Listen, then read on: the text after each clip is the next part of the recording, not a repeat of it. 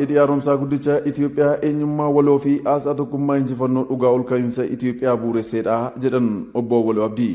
Gumiin balal marsaa 46ffaan mata duree injifannoo hidha haaromsaa abdiirraa gara ifa qabatamaatti jedhuun bakka pirezidaantii itti aanaa mootummaa naannoo Oromiyaa obbo Awwaluu Abdii hooggantoonni hayyoonni yuunivarsiitii fi dhaabbilee garaagaraa argamanitti qindoomina biiroo kominikeeshinii Oromiyaa fi waajjira pirezidaantiin geggeeffameera. Hoogganaan biiroo kominikeeshinii Oromiyaa obbo Ahiluu Addunyaa hidhi haaromsaa piroojeektii abjuu Itoophiyaa bu'uuressee walqixxummaa itti fayyadama bishaanii mirkaneesseedha jechuun gumicha saaqaniiru.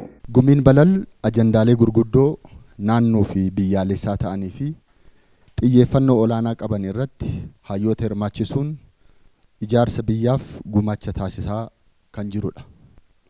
Kana malees karaa beekumsaa fi hubannoo irratti hundaa'een seenessa dabe qajeelchuun ijaarsa seenessa waloo cimsuu fi waliigaltee biyyaalessaa uumuuf dhimmoota gargaaran irratti xiyyeeffatee kan geggeeffamudha.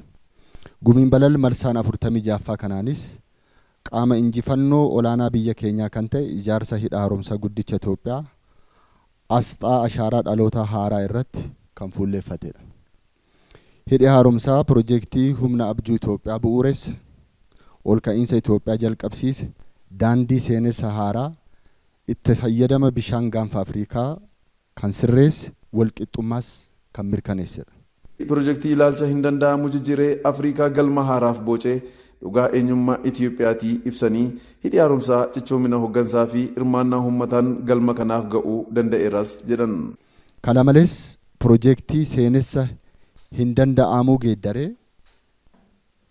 ilaalcha Afrikaanummaa bifa haaraan galma haaraaf boce dhugaa eenyummaa Itoophiyaati. Imalli ijaarsa hidha haaromsa guddicha Itoophiyaa qormaataan kan guutame ta'uyyuu cichoomina hooggansa jijjiiramaa fi aarsaa qaalii uummanni keenya kaffaleen abdiirraa gara ifa qabatamaatti ce'uu danda'eera. Hidhi haaromsaa ol ka'iinsa Itoophiyaa fi boqonnaa kan saaqee dippiloomaasii kan cimsee ijaarsa hirmaannaan uummata Oromoo keessatti mul'ateedhaas dubbatan. Kanaanis ol ka'iinsa Itoophiyaa jalqabsiisuu bira darbee piroojeektoota gurguddaa ol ka'iinsa Itoophiyaaf bu'uura ta'an akka jalqabamaniif boqonnaa kan saaqedha. Humna dippiloomaasii Itoophiyaas sadarkaa olaanaatti kan ceesisedha. Ijaarsi piroojeektii hidha haaromsa guddicha Itoophiyaa milkeessuu keessatti uummanni Oromoo akka baay'inaa fi guddummaa isaa gituun gama hundaan gumaacha isarraa eegamu taasisaa tureera. Kanaanis saboota obbolaa waliin ta'uudhaan ijaarsa biyyaa bu'uuressuu irratti argama.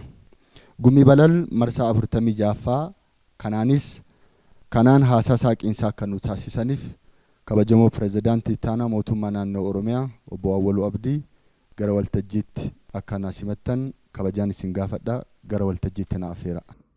Pirezidaantii itti aanaan mootummaa naannoo Oromiyaa obbo Awwaluu Abdii gumicha irratti argamuun haasaa taasisaniin hidhi haaromsaa guddicha Itoophiyaa eenyummaa waloo fi aasxaa tokkummaa injifannoo dhugaa ol ka'iinsa Itoophiyaa bu'uuresseedha jedhan.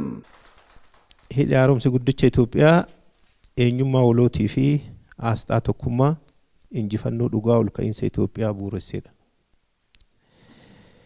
Injifannoon guddichi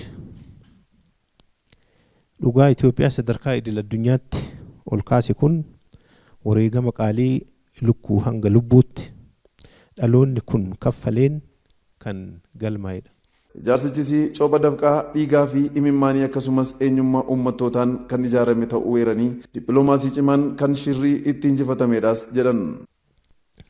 Ijaarsichi akka piroojeektoota biroo simintoo, cirrachaa fi sibiila qofaan kan ijaarame osoo hin taane cooba dafqaa, cooba dhiigaa fi cooba imimmaanii eenyummaa sabootaa, sablammootaa fi uummattoota Itoophiyaan kan mirkanaa'edha.